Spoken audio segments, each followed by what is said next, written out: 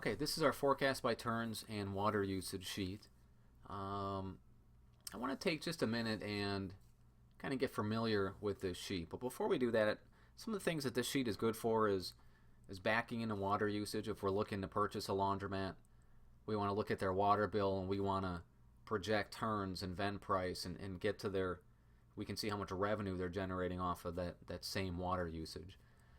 Another thing is maybe you're doing some advertising, you want to project more turns. We're going to be able to do that, see what that does.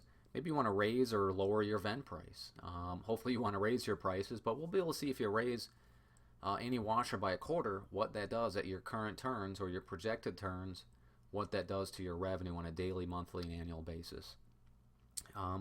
Another thing is a lot of people consider time of day pricing. Maybe they want 1 or 2 days a week. They want to do a top loader or a high efficiency double loader. They want to lower their price by a quarter or 50 cents 1 or 2 days a week. We're going to be able to see what that does to our revenue with this sheet as well. So we're going to break into each of those items separately, but first let's just take a minute and get familiar with this sheet because there's a lot of stuff going on here. First you're going to notice this is our washer section. We have a lot of washers in here, going right down to an 80 pound.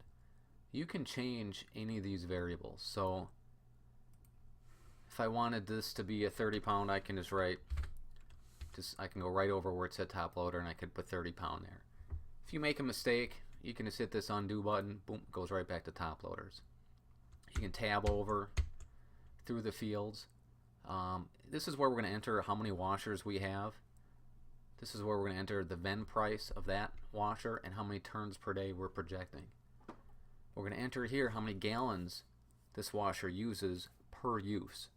We're going to have to do some research there. We may have to call the manufacturer, look in the owner's manual if it's available. We might have to look into what the wash settings are at. But we should be able to get an idea and input how many gallons per use there. So then we're going to get a total gallons here based off of these entries, how many gallons we're using.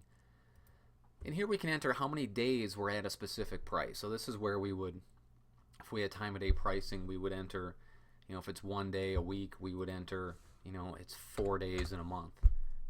So usually I'll keep that at 30 to start off. So here we have an A, we can change that to 30 as well. And so we're going to have daily, monthly, annual revenue based on our entries. And then we can go ahead and set up every washer that we have at our location. Now, there's washers listed here that you're not going to have at your location. So you can leave these on a 35 pound washer, you can leave that at 0, leave that at 0 and that, and it's not going to have any bearing on the calculation whatsoever. So these will be zeros, it won't be projecting any revenue. You can just leave that there blank.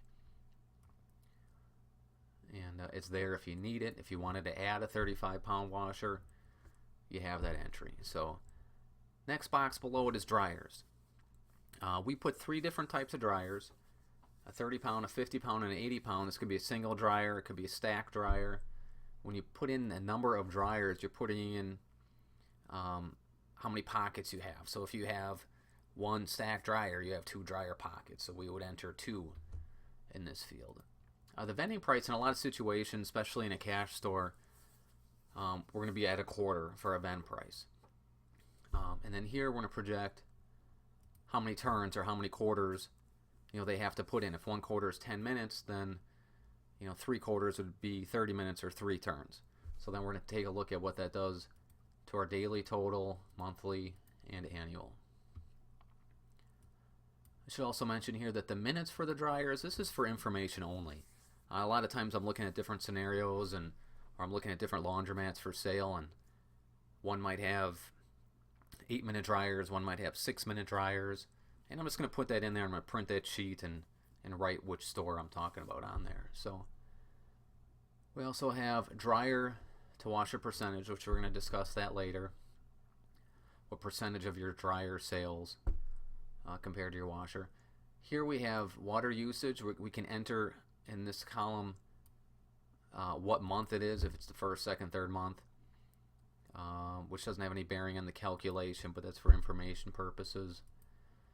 We can enter how many CCFs or HCF each HCF or CCF is 748 gallons of water. When we make that entry, it'll calculate total gallons for us. So we could put in, if we put in 1, it's going to calculate 740 gallons. Here is where, based off of our entries for the washers that we set up, based on the amount of gallons that we put in that each washer uses and the projected turns, it's going to calculate for us how many CCFs and how many gallons that configuration is using. So we want to compare that to their water bill to get an idea.